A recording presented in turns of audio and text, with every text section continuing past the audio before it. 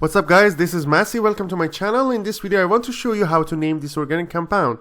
Here, as you see here, we have alcohol group and we have oxygen in between here, so we have ether and alcohol here. So that's the isopropyl, as you see here, that's isopropyl. And here we have 1, 2, 3, 4.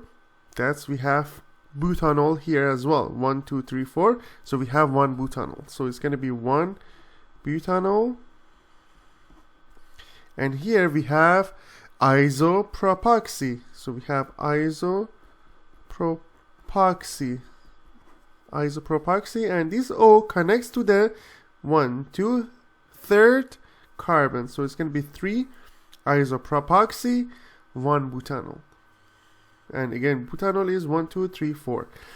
So I hope you enjoyed this video. Please leave me a comment if you have any question and I get back to you as soon as possible. If you found this video useful, please like this video, and you can also subscribe this channel to have access to lots of different videos regarding math and science. Thank you for watching and have a great day.